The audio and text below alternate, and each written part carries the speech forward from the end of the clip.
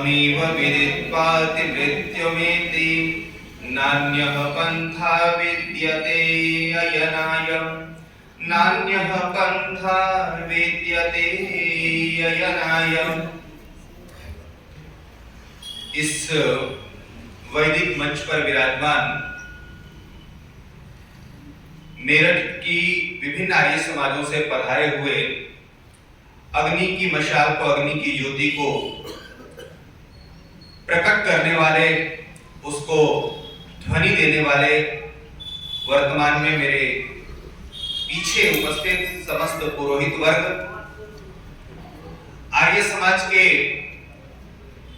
यशस्वी कर्मठ और कवि पंडित कुलदीप जी विद्यार्थी, जो गद्य और पद्य दोनों ही विधा में आर्य समाज की भावनाओं को, आर्य समाज की सांस्कृतिक रूपरेखा को प्रकट भी कर रहे हैं। और विशेष करके मैं तो यह समझता हूं, इससे भी ऊपर जो शुद्धि का कार्य कर रहे हैं, उससे कहीं ना कहीं मेरे राष्ट्र की भौगोलिक सीमाओं का भी विस्तार हो रहा है। तो ऐसे मेरे बहुत प्रिय और सखा मित्र और नारद की तरह मैं तो सूचना लेता रहता हूं कि आप देश के किस हिस्से में काम कर रहे हैं, क्योंकि हम तो स्टेगनेंट वाटर की तरह दिल्ली में ही रहते हैं और वो पूरे भारत भर में घूम करके देश की परिस्थितियों को न केवल नजदीक से देखते हैं बल्कि उसकी चिकित्सा विधि भी प्रस्तुत करने का कार्य करते हैं। ऐसे आदरणीय कुलदीप जी, साथ ही साथ यहाँ पर उपस्थित समस्त इस आर्य समाज के पदाधिकारीगण, समुपस्थित मातृशक्ति, पितृशक्ति और कुछ बच्चे भी दिखाई दे रहे हैं वो भी, और आदरणीय संचालक महोदय, जैसा कि विषय है कि महर्षि देव दयानंद के विचारों की प्रासंगिकता, तो हम विचार करने का जो हमने क्रम चलाया था, तो प्रभातकालीन वेला में हमने ये विचार किया था कि महर्षि देव दयानंद ने कैसे इस भारत देश के रोगों की चिकित्सा की। अब जहां तक विचारों की प्रासंगिकता की बात है, तो हमें यह समझना पड़ेगा कि ऐसे कौन सी परिस्थितियां थी जो उनके समय में भी थी और आज भी बनी हुई है। ऐसे कौन से रोग थे जो उस समय में थे और वो आज भी बने हुए हैं। इससे पहले कि हम आगे की तरफ चलें, थोड़ी सी एक भूमिका बना लेते हैं कि विचारों की प्रासंगिकता, प्रासंगिकता का अर्थ है उसकी उपादेयता, प्रासंगिकता का अर्थ है उसका सीधा सीधा मुझे लाभ क्या मिलेगा। क्योंकि यूटिलिटी का मतलब है कि आप जो बताने या बोलने जा रहे हो, इसका लाभ मुझे मिले तो मैं आपकी बात सुनूं, नहीं तो फिर मैं सुनने वाला नहीं हूं, सुनूंगा लेकिन इधर से निकाल दूंगा। तो भद्र पुरुषों, भूमिका में आप और हम जुड़ने का प्रयास करेंगे। देखिए, हमारे पास 3 प्रकार के शरीर हैं। पहला ये भौतिक शरीर है जिससे मैं आपको देख, जान, सुन और समझ रहा हूं। आप मुझे शिव पूजन के रूप में और मैं आपको वर्तमान में उपस्थित जो भी हैं कार्यकर्ता, उत्साही आर्य समाज के पदाधिकारियों के रूप में, कार्यकर्ता के रूप में देख, जान, समझ पा रहा हूं। दूसरा हमारा मानसिक शरीर होता है और तीसरा हमारा आध्यात्मिक शरीर होता है। इसको तो एक सामान्य भाषा में मैं कह देता हूं कि एक हमारी फिजिकल बॉडी है, दूसरी हमारी मेंटल बॉडी है और तीसरी हमारी कॉस्मोलॉजिकल बॉडी है। अब इन तीनों शरीरों के लिए क्या उपादेयता हो सकती है ऋषिवर देव दयानंद के सिद्धांतों की, यह हमारे लिए प्रासंगिक है। अगर मेरे भौतिक शरीर को लाभ मिले तो मैं ऋषि दयानंद को समझूं, मेरे मन को लाभ मिले तो मैं ऋषिवर देव दयानंद को समझूं, और अगर मेरे आत्मिक शरीर को लाभ मिले तो मैं ऋषिवर देव दयानंद को समझूं। क्योंकि मनुष्य का स्वभाव है कि वह सबसे पहले अपने स्वार्थ को देखता है, और इसलिए वक्ता का यह कर्तव्य है कि सबसे पहले वो मनुष्य की भौतिक आवश्यकताओं को समझ करके और उसके लिए उपयोगी विचारों को रखे। और अगर शरीर के स्तर पर, मन के स्तर पर, आत्मा के स्तर पर ऋषिवर देव दयानंद के विचारों की प्रासंगिकता, उपादेयता मेरी समझ में आती है, तो मैं इस पांडाल को छोड़ करके, इस हॉल को छोड़ करके जब बाहर निकलूंगा तो मैं उसका क्रियात्मक प्रयोग धर्मी बन जाऊंगा। तो विचार करें, सबसे पहले अगर हम विचार करते हैं तो मैंने प्रभातकालीन वेला में भी आपके सामने विचार रखा था कि जैसे हम एक वृक्ष का उदाहरण लेते हैं, जैसे उसकी जड़ें हैं, उसका तना है, उसकी फूल पत्तियां हैं, तो ऐसे ही जो हमारा शरीर है, इस शरीर की जो जड़ है वो आत्मा है। और ऐसा इसलिए कि उस जड़ के निकल जाने पर जैसे पेड़ समाप्त हो जाता है, ऐसे इसकी आत्मा निकल जाने पर यह शरीर भी किसी संबंध में बंधा हुआ नहीं रहता। लोग कहते हैं कि इसको ले जाओ और जला दो। दूसरी प्रकार की बात, जैसे मैंने आपको बताया कि इस शरीर का मूल जो जड़ है वो है आत्मा, और इस शरीर का जो तना है, जो तना भाग है, वह है हमारा मन, और फूल और पत्तियां जो हैं वो हमारा शरीर है। तो फूल और पत्तियों पे ही सबसे पहले ध्यान जाता है, फिर बाद में तने पर और फिर बाद में जड़ों की तरफ हमारी गतिविधि बढ़ती है। तो आइए हम विचार करते हैं।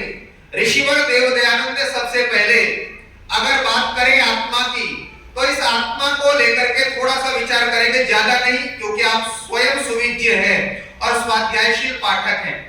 इस आत्मा को लेकर के ये विचार और भ्रम बना हुआ था कि जो ये आत्मा है सो ही परमात्मा है। तो आत्मा सो परमात्मा, और कुछ लोगों ने ये माना कि ये आत्मा ब्रह्म का ही अंश है। तो ऋषिवर देवदयानंद ही पहले ऐसे व्यक्ति हैं जिन्होंने आत्मा को लेकर के बने हुए भ्रम के विचारों का न केवल निराकरण किया, बल्कि आत्मा को लेकर के एक सुस्पष्ट स्थिति समाज के सामने रखी। और आत्मा को लेकर के जब सुस्पष्ट स्थिति समाज के सामने रखी, तो इस आत्मा की व्यवस्था को समाज के सामने रख करके एक ये स्थिति क्लियर कर दी कि जो तेरा शरीर रूपी जो वृक्ष है, इसकी जड़ कहां पर है। और जो लोग ये मानते थे कि अहम ब्रह्मास्मि, कि मैं ही परमपिता परमात्मा हूं, उसका भी निराकरण कर दिया वेद के मंत्रों के माध्यम से। एक वृक्ष है जिसके ऊपर दो पक्षी बैठे हुए हैं, एक फल को खाने का काम कर रहा है, दूसरा फल को खा नहीं रहा है। वो खाते हुए फल वाले पक्षी को केवल देख मात्र रहा है। जब ये उदाहरण वेद के माध्यम से दिया, तो जो वर्तमान में उस समय में तत्कालीन व्यवस्था में ऐसे ब्राह्मण थे या ऐसे पंडित थे या ऐसे दार्शनिक विचारक थे जिन्होंने आत्मा को ही परमात्मा मान लिया था, उनकी चूल्हे हिल गई और उनको आश्चर्य होने लगा और उनको विचार करने के लिए विवश होना पड़ा। आप और मैं जरा विचार कर ले, बहुत लोगों को तो जड़ों का पता ही नहीं है, क्योंकि वेस्टर्न फिलॉसफी ये मानती है कि जो हमारा मन है वही आत्मा है। तो आप और हम जितने बैठे हुए हैं, भले ही हम आर्य समाजी हैं, लेकिन ऐसे कितने लोग हैं, ये मैं प्रश्न नहीं कर रहा हूं, हमें खुद से ही पूछना है कि कितने लोगों को पता है कि ये आत्मा है और आत्मा का स्वरूप क्या है, और ये परमात्मा है, परमात्मा का स्वरूप क्या है। क्योंकि उपनिषद में ये आत्मा जब पद आया है तो ये कहीं परमात्मा के लिए प्रयोग हुआ है और कहीं आत्मा के लिए प्रयोग हुआ है। तो जैसे रमेश दो व्यक्तियों के नाम हैं, अगर दोनों व्यक्तियों का नाम रमेश है और मैं रमेश को बुलाऊं और मैं क्रिया विधि का स्पष्ट उच्चारण न करूं, तो दोनों रमेश चल करके आ जाएंगे। ऋषिवर देवदयानंद ने ही बताया कि आत्मा का, इस आत्मा का कार्य अलग है जो जीवात्मा है, और इस आत्मा का काम अलग है जो परमात्मा है। ये काम अगर किसी ने किया, ऋषिवर देवदयानंद ने किया, ये पहली प्रासंगिकता मैं आपके सामने रख रहा हूं।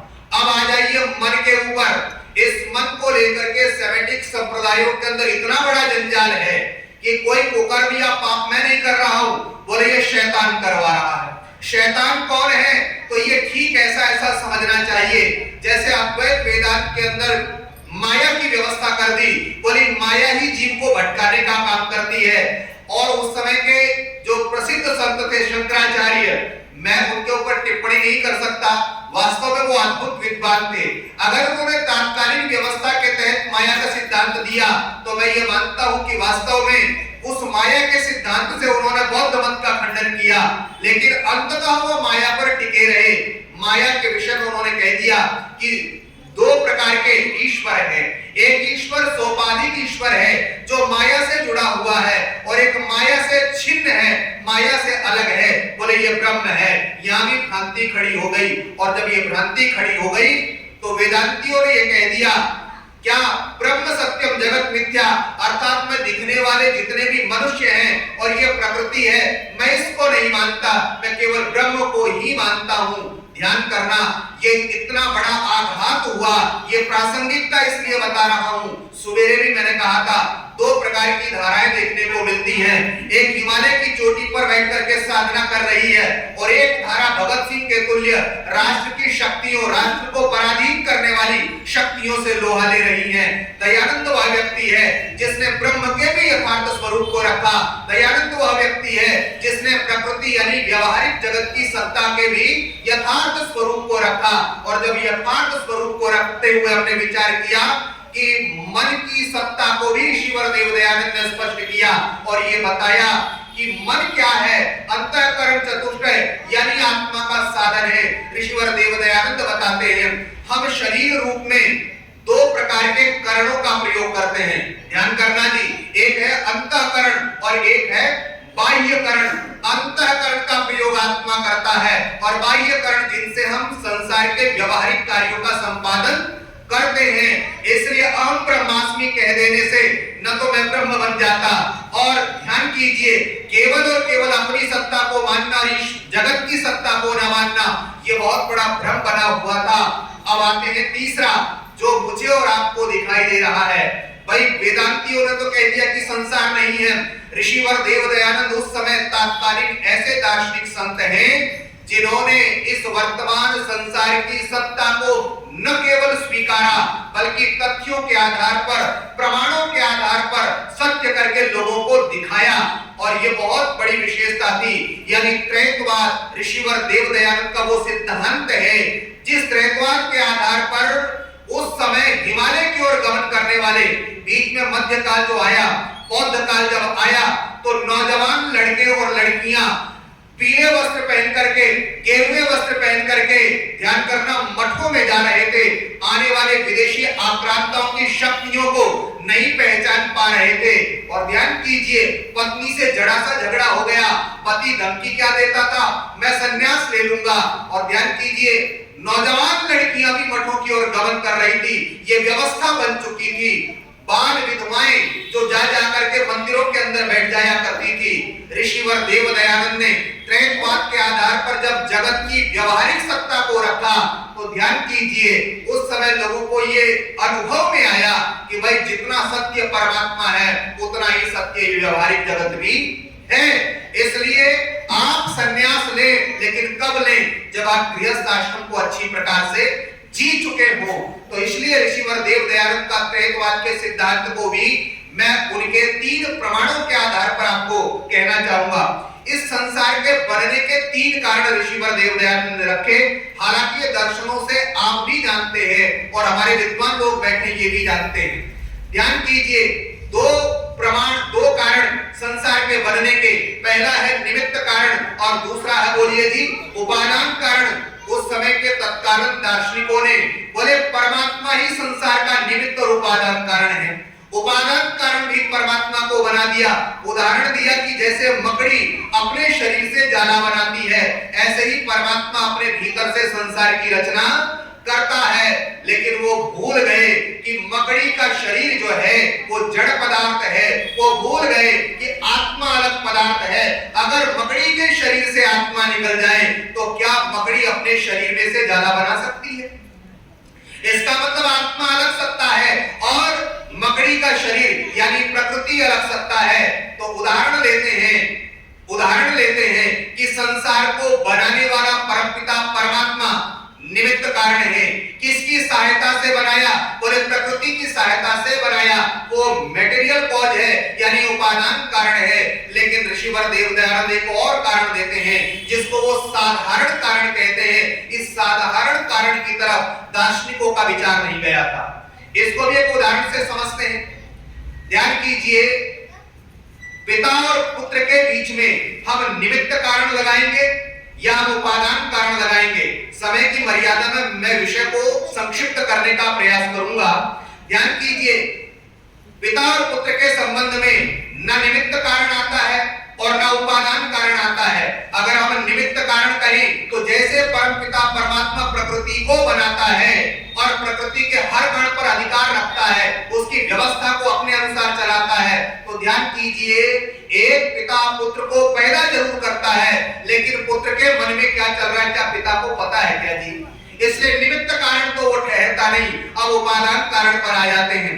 उपादान कारण की अगर हम बात करें तो भले ही उसने अपने शरीर से संतान को जन्म दिया, लेकिन विचार करें जो उसका शरीर बड़ा हो रहा है, वृद्धि को प्राप्त हो रहा है, बचपन से यौवन, यौवन से बुढ़ापा आ रहा है, ध्यान कीजिए ये पिता के कारण से नहीं आ रहा है, ये जिसके कारण से आ रहा है वो कारण अलग है।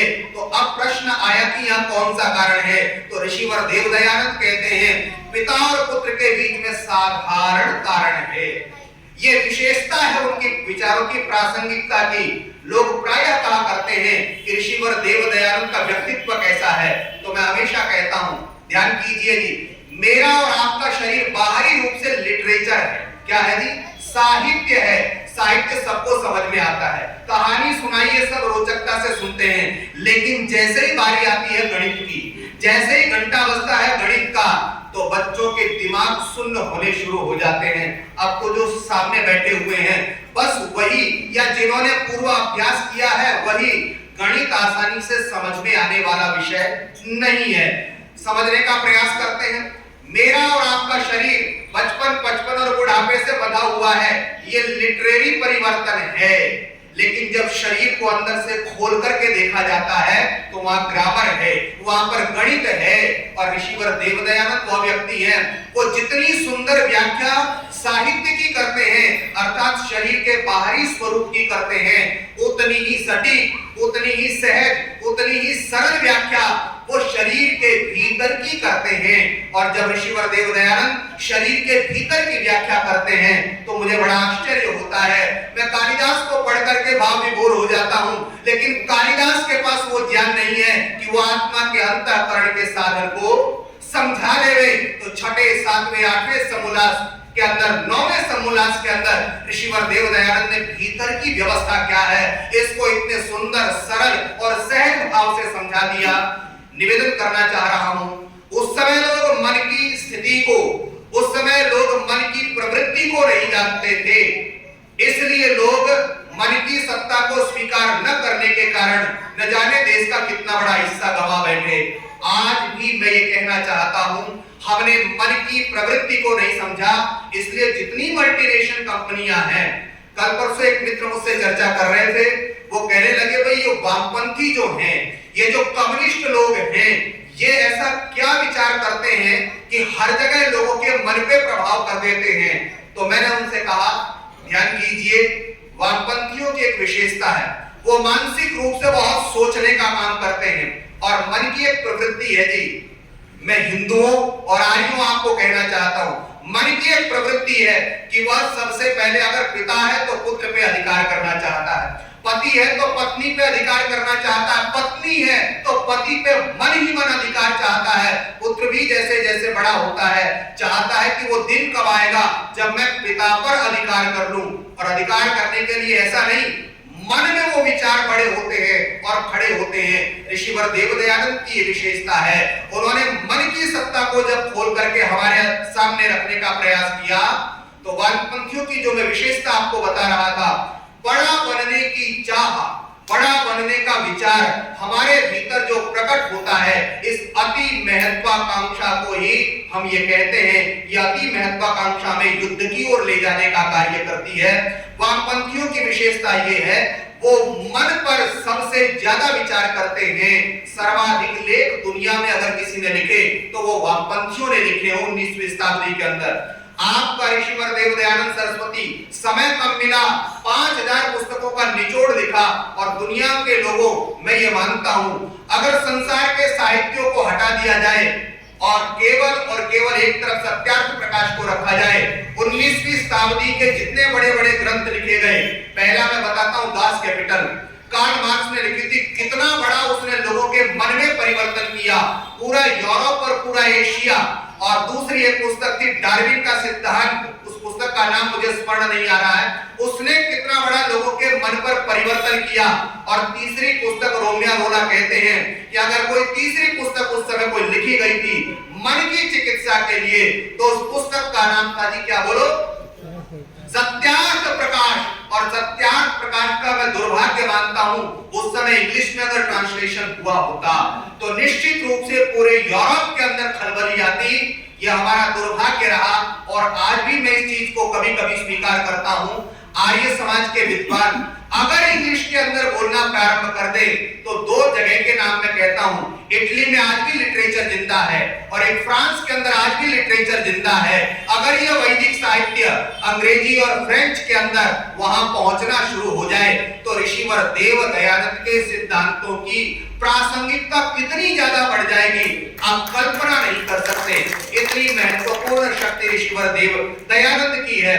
तो मैं जिस मन की सत्ता के बारे में विचार कर रहा था, अब हम चलते हैं तीसरे शरीर की तरफ। लोगों ने कहा जी एक समय हमारे देश के अंदर ऐसा आया जिस समय के अंदर हालांकि उपनिषदों के अंदर मार्ग को कांड कहा गया और क्या कहा गया जी, पहला कहा गया ज्ञान मार्ग, दूसरा कहा गया भक्ति मार्ग और तीसरा कहा गया कर्म मार्ग। और वास्तव में उपनिषदों में इस मार्ग को ही कांड कहा गया। वामपंथियों ने या वामपंथी विचारकों ने इसका कोई ऐसा मतलब नहीं है कि लेनिन को मानने वाले ही वामपंथी हैं।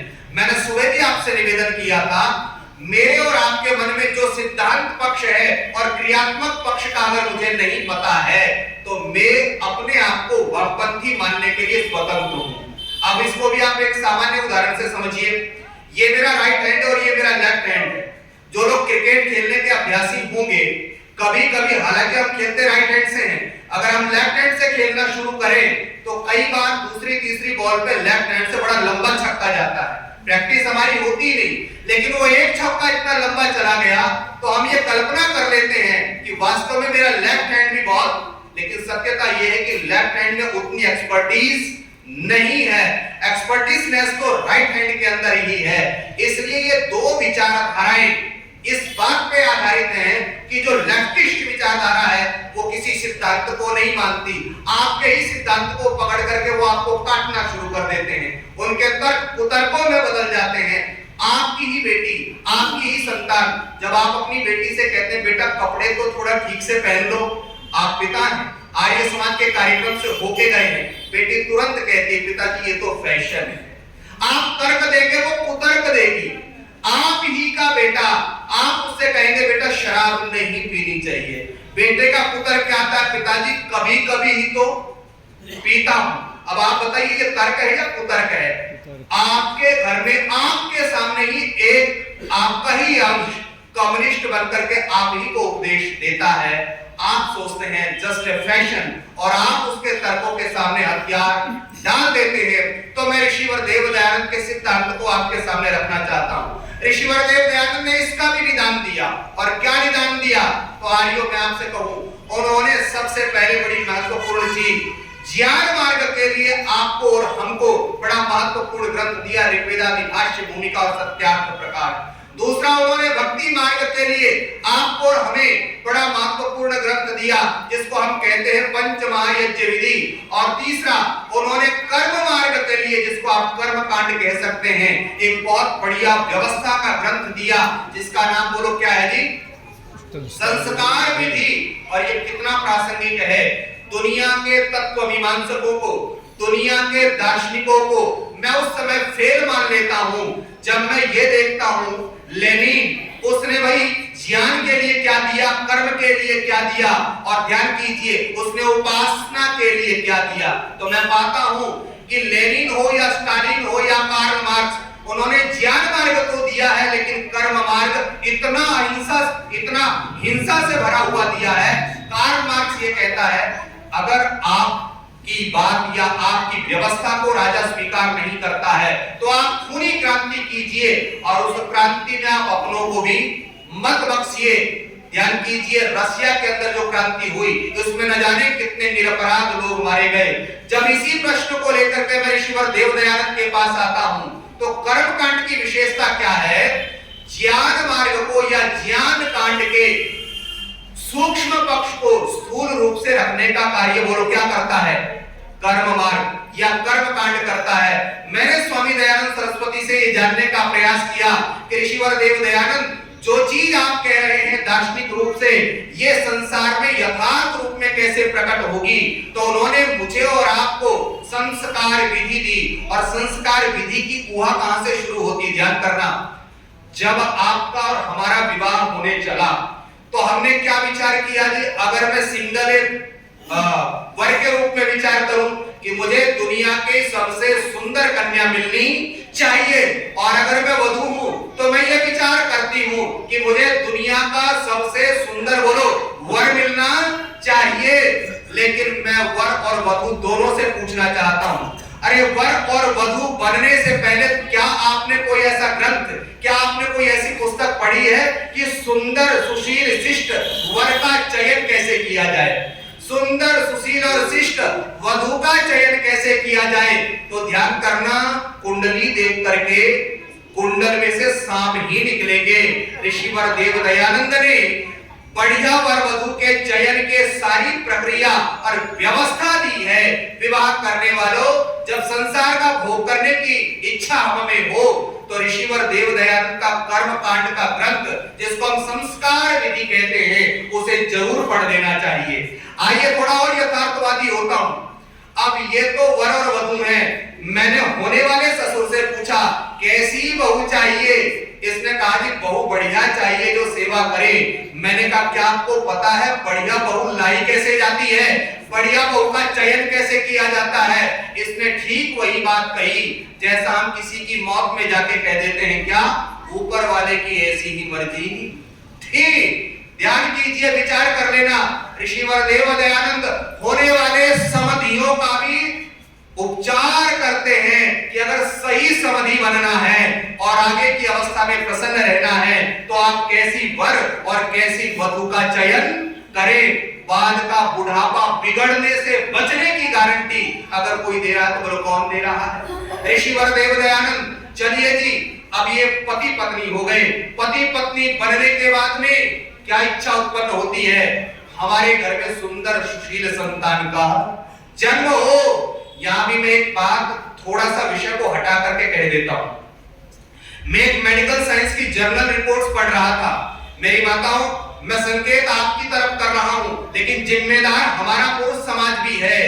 ध्यान कीजिए, आजकल ये परंपरा चल रही है शादी के 3 साल तक बच्चा नहीं करना, और बच्चा नहीं करना तो चौथे साल बच्चा होता ही नहीं, क्योंकि स्त्री के शरीर में इतने विकार कर दिए हमने दवाई खिला खिला करके कि अंदर का गर्भाशय अब विकृत हो चुका है। ध्यान करना, किसान की खेती तब तक फसल पैदा करती है जब तक जो खेती है वो उर्वर रहती है। एक नव विवाहिता, ध्यान कीजिए, परमेश्वर की व्यवस्था में देवियों, ईश्वर को साक्षी मान के ही मैं कहना चाहता हूं, परमेश्वर की व्यवस्था में ही वह आपको समुन्नत और सुंदर सुशील संतान दे करके आपको माता के गौरवपूर्ण पद पे बैठाना चाहती है। लेकिन 3 साल तक जब हम लगातार सफाई करवाते हैं, पूरे घर को पता होता है, इस पाप के भागी हम बनते हैं। लेकिन जर्नल्स की रिपोर्ट्स में आपको बताना चाह रहा हूं, क्या ध्यान कीजिए, अगर हमने गर्भ के अंदर 3 से 4 बार सफाई करवाई है तो ध्यान करना, वहां की यानी कि गर्भाशय की एक मेडिकल रिपोर्ट्स बन जाती है। 5वीं बार में जो संतान वहां पर आकर के रुकती है, भीतर की चीख और चिल्लाहटें ये कहती है कि यहां 4 मर्डर बोलो हो। अब ये जो चौथी संतान आई है, ये चौथी संतान भी इस भय में जीती है कि मेरा भी ये मां कहीं कत्ल।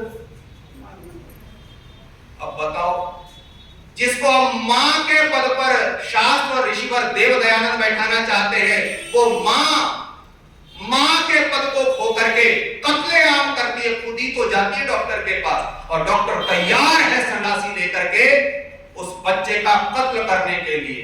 अरे गाय कटी, भैंस कटी, पशु पक्षी कट रहे हैं। अब इन पढ़ी लिखी माताओं ने जिम्मेदारी ले ली है, मानव तू भी बचने वाला नहीं है। रिजल्ट भी मैं आपको बता देता हूं, रिजल्ट कितना भयानक है। ये जो 5वीं संतान जब मां के गर्भ से जन्म लेती है तो आपको वहां के 2 लक्षण बता देता हूं। पहला लक्षण, बच्चा भीतर अंदर कांपता है, अंदर डर अनुभव करता है, क्योंकि वहां शमशान घाट बन चुका है, 4 मर्डर हो चुके हैं। इस बच्चे के अंदर करुणा है कि मैं बचूंगा या नहीं बचूंगा। इस डर से कभी कभी मां के गर्भ का पानी कम हो जाता है, कभी कभी ब्लीडिंग बढ़ जाती है। वो चिंता केवल मां की नहीं होती, वो चिंता बच्चे की भी होती है। या तो वो बच्चा अनायास पैदा हो जाता है और या फिर वो बच्चा गर्भकाल के अंदर मर जाता है, क्योंकि मैं भी एक दो बच्चों का पिता हूं। और जब हम अपनी देवी को लेकर के डॉक्टर के पास जाते थे, डॉक्टर्स ने ही ये बात हमें बताई, और ये हिंदू महिलाएं राष्ट्र बचाने की जिम्मेदारी केवल दो लोगों पे डालती। अरे सबसे बड़ी राष्ट्र बचाने की जिम्मेदारी हमारे महर्षि देवदयानंद माता और पिता को देते हैं। देश केवल बाहर के लोगों से नहीं बचेगा, एक व्यक्ति के संन्यास से राष्ट्र नहीं बचेगा, जब तक मां राष्ट्रभक्त नहीं होगी, अपने बच्चे से प्रेम करने वाली नहीं होगी, राष्ट्र नहीं बचेगा। अब ये बच्चा पैदा भी हो गया, लेकिन मानसिक रूप से ये डरता है, मानसिक रूप से भय खाता है, और ये तो एक ही बच्चा पैदा करते हैं और उम्मीद करते हैं कि इसे आइंस्टीन बना करके ही। अब आप सोच के देखिए, गर्भ के अंदर जब हमारी माताएं अभिमन्यु को चक्रव्यूह भेदना सिखा देती थी, भगवती कौशल्या देवी सुबह के 2:30 बजे उठ करके गर्भ के अंदर विद्यमान राम से संवाद करती थी। और एक माँ ये है कि ये विचार करती, अच्छा बच्चा कंसीव हो गया तो हाथ सफाई करवानी है। अल्ट्रासाउंड के लिए जब जाते हैं, डॉक्टर पूछता है जी रखना है, वो तो खुशी खुशी कहता है कि सफाई, क्योंकि उसको पता है पैसे बनेंगे। लेकिन इस पढ़ी लिखी ने, जो मैं सुबह कह रहा था ना कि बीटेक एमटेक माकाटेक गोडाटेक और हार्ट अटैक, इस पढ़ी लिखी ने अपनी कोख को शमशान का घर बना दिया है। महर्षिवर देवदयानंद के संस्कार विधि के पहले संस्कार, जिस संस्कार का नाम बोलो क्या है जी?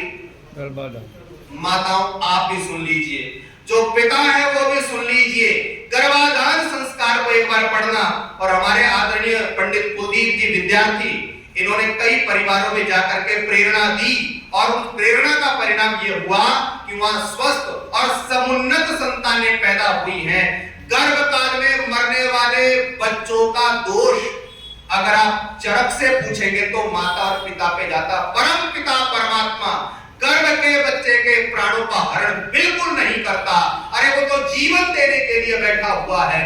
किसने गर्भकाल के बच्चे की, जिसको आप संविधान कहते हैं, ये संविधान उस पेट में पलने वाले बच्चे को न्याय नहीं दे पा रहा है, तो ये नौजवान और बूढ़ों को क्या न्याय देगा? ये ऋषिवर देवदयानंद के विचारों की प्रासंगिकता है कि उसने गर्भाधान संस्कार के महत्व को न केवल समझा और ये समझ लिया कि आर्य जाति को बनाने का और बचाने का अगर कहीं से कोई राष्ट्र का योद्धा मिल सकता है तो वो गर्भाधान संस्कार से मिल सकता है। और गर्भाधान संस्कार के जब आप मंत्रों को पढ़ोगे, हर माँ को पढ़ना चाहिए, हर पिता को पढ़ना चाहिए। इतनी वीरता के मंत्र उसमें लिखे हुए हैं कि जब माँ उन वीरता के मंत्रों को पढ़ेगी तो उसके गर्भ से तेजस्वी वीर राम और कृष्ण जैसी संतानें नपुंसक, कायर, अपाहिज अनेकों बार आचार्य के द्वारा पढ़ा देने पर भी बच्चे को स्मरण नहीं हो पा रहा है, याद नहीं हो पा रहा है। ये माँ झन्ना करके फिर किसी सियाने के पास जाती है जो किसी मजार पे बैठा हुआ है, कपड़ों से गंदा बदबूदार। किसी ने ये बता दिया कि तेरे बच्चे का मानसिक रोग अगर हो गया है तो फलाने बाबा जी, फलाने औलिया जी ये झाड़ा लगा देंगे और तेरा बच्चा। ये पढ़ी लिखी बीटेक पास जब लड़की जाकर के औलिया और तौलिया वाले के पास झाड़ फूक करवाती है और वैसे कुकर्मों को करता है, वो देवी किसी को बता नहीं सकती। अगर काश उस देवी ने ऋषिवर देवदयानंद का ग्रंथ, बोलो माता, उस ग्रंथ को ले लीजिए आज ही प्रधान जी से। उस ग्रंथ का नाम क्या है जी? संस्कार विधि। अपने होने वाली बेटी को, अपने रिश्तेदारों में किसी का विवाह होने वाला है, उनको आप दीजिए। इतनी महत्वपूर्ण प्रासंगिकता ऋषिवर देवदयानंद सरस्वती की है। मुझे समझ में नहीं आता, राष्ट्र के कर्णधारों ने छोड़िए, आर्य समाज के गुरुकुलों के अंदर मैं कभी कभी एक प्रश्न करता हूं। पौंदा गुरुकुल में मेरी बेटी का 5वां जन्मदिन हमने मनाया। मैं अपनी बेटी के और बेटे के सारे जन्मदिन हम किसी न किसी गुरुकुल में ही मनाते हैं। तो आचार्य जी ने, धनंजय जी ने कहा कि आचार्य जी आप भी कुछ बोलिए।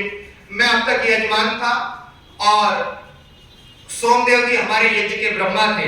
बेटिया को उन्होंने जन्मदिन का आशीर्वाद दिया और मैंने कहा कि आज तो इनका उपदेश ही हमारे लिए होना चाहिए। तो मैं नीचे ही खड़ा होकर के मैंने गुरुकुल के ब्रह्मचारियों से एक निवेदन किया, वो मैं आपसे ही कर रहा हूं। और निवेदन ये किया कि गुरुकुल में पढ़ने वाले बच्चों की 3 धाराएं जो समाज को मिलती हैं।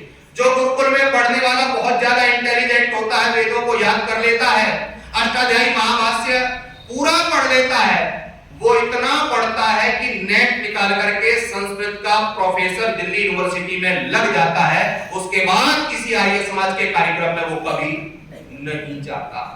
गुरुकुल के आचार्यों को अपने अंतर्मन से पूछना चाहिए, दान के पैसों से पले हुए विद्यार्थी वापस आर्य समाजों में क्यों नहीं करे।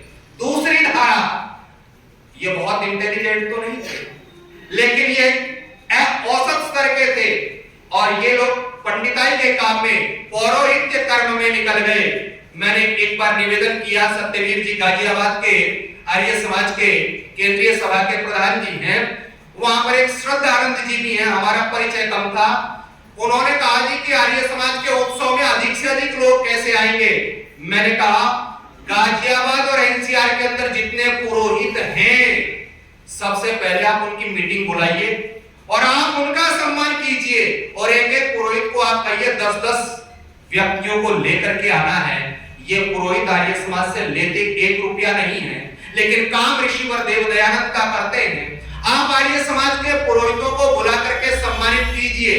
मुझे ये प्रसंग इसलिए ध्यान आया, मैं आदरणीय प्रधान जी का और यहाँ की प्रबंधन समिति का धन्यवाद करता हूँ कि इन्होंने पुरोहितों को वो गरिमा दी है। एक बार प्रबंधन समिति के लोगों के लिए आप ताली बजाएं। पुरोहितों का स्थान यही स्थान है। और वास्तव में तो उस वक्त श्रद्धानंद जी ने कहा जी हमें इसकी कोई आवश्यकता नहीं है, कोई और तरीका बताइए। अरे ध्यान कीजिए, विचार कीजिए, जब तक पुरोहित आगे नहीं आएगा तो समाज के दूसरे लोग आगे कैसे आएंगे। आज आपको विश्वास के साथ कहना चाहता हूं, बहुत कम आर्य समाजें हैं जो गुरुकुल के पुरोहितों को जोड़ने का काम करती हैं। ये दूसरी धारा निकल जाती है पांडित्य कर्म के अंदर और ये धारा स्वतः ऋषिवर देव दयानंद की प्रेरणा से काम कर रही है। इनका कोई सम्मान आर्य समाज की तरफ से नहीं होता। और एक तीसरी धारा, इवन यहां तक कि गुरुकुल भी, एक गुरुकुल का मैं नाम नहीं लेना चाहूंगा, आजकल वो गुरुकुल नक्षत्रों में छाया हुआ है। एक सज्जन ने कहा जी कि आजकल वो गुरुकुल बहुत अच्छा है। मैंने कहा उस गुरुकुल का पढ़ा हुआ एक भी आप पुरोहित दिखा दीजिए जो समाज में काम कर रहा हो। बोले नहीं कि वो एनसीईआरटी और सीबीएसई का गुरुकुल है। मैंने कहा गुरुकुल का पढ़ा हुआ व्यक्ति अगर आर्य समाज का काम नहीं कर सकता तो ध्यान कीजिए, इसका मतलब वो आर्य समाज का गुरुकुल नहीं, वो वेटिकन सिटी का आप गुरुकुल मान सकते हैं। गुरुकुल का पढ़ा हुआ विद्यार्थी तो आर्य समाज के प्रचार का काम करता है।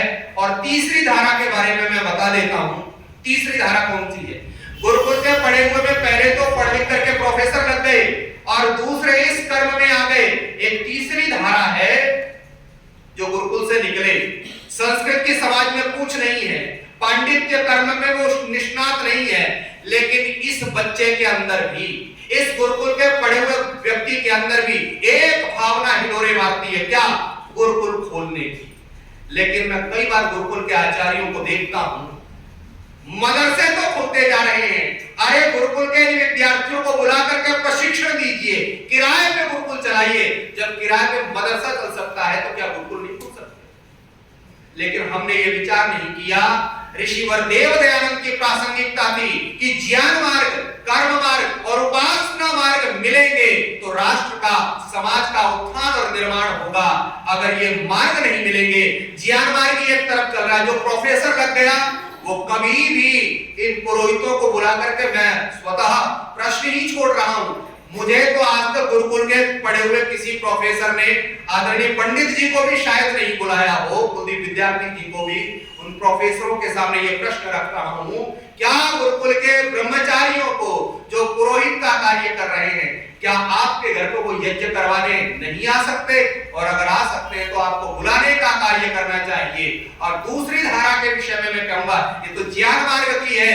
दूसरी धारा जिसके बारे में मैं कह रहा हूं, कर्म मार्ग की, जो ये पांडित्य कर्म कर रहे हैं। और तीसरी धारा जो समाज के अंदर कार्य करना चाहती है। अगर ये तीनों धाराओं को हम जोड़ने का काम करें तो ऋषिवर देव दयानंद के 3 शरीरों की मैं चर्चा और आपके शरीरों की चर्चा के माध्यम से, पहला ऋषिवर देव दयानंद का भौतिक शरीर आप और हम हैं, जितना जितना काम आप कर रहे हैं ऋषिवर देव दयानंद की प्रासंगिकता। दूसरा, ऋषिवर देव दयानंद का मानसिक शरीर। जब आपने योजना बनाई होगी, भले ही संख्या कम हो लेकिन ये बलशाली लोग हैं। मैं आपको बहुत मजबूत मानता हूं देवियों, आपको बहुत शक्तिशाली मानता हूं, भले ही संख्या कम हो लेकिन आप मजबूत मन वाली हैं। और तीसरी धारा मैं कहना चाहूंगा, उपासना की, और उपासना का जो काम कर रहे हैं, यानी कि सच्चे ईश्वर के स्वरूप को बताने का काम जो कर रहे हैं आदरणीय पंडित कुलदीप जी, विद्यार्थी जैसे लोग, ये तीन धाराएं मिलेंगी तो ऋषिवर देव दयानंद का निश्चित रूप से काम आगे भी होगा और ये विचार कभी प्रसुप्त नहीं हो सकता। इन्हीं शब्दों के साथ आपने इन विचारों को सुना, इन विचारों को सुना दीजिएगा। बहुत सारे विचार नए मिले होंगे, आपको कुछ ऐसा लगता है कि शिव पूजन को भी कुछ बताया जा सकता है तो आप मेरा भी मार्गदर्शन कर सकते हैं। इन्हीं शब्दों के साथ वाणी को विराम देता हूं।